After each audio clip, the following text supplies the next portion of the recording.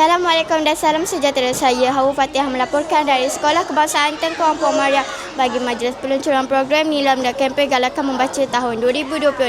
Program ini dianjurkan bagi memupuk budaya membaca dalam kalangan murid serta melahirkan generasi yang cintakan ilmu dan berfikiran kreatif.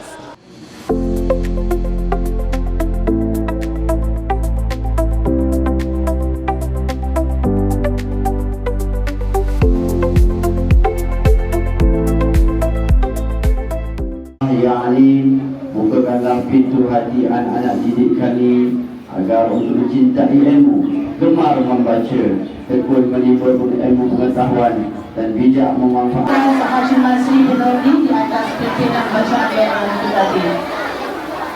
Baik, hadirin yang dimuliakan. Sekolah Tengku Ampuan Maryam yang dikasihi sekalian, Assalamualaikum warahmatullahi wabarakatuh.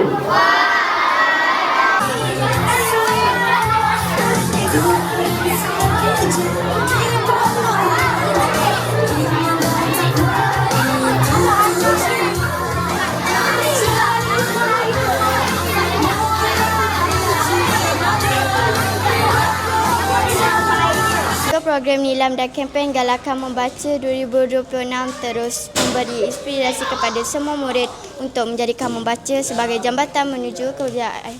Saya Hawa Fatihah dari tim TV Cerita Kita Bermula di Sini.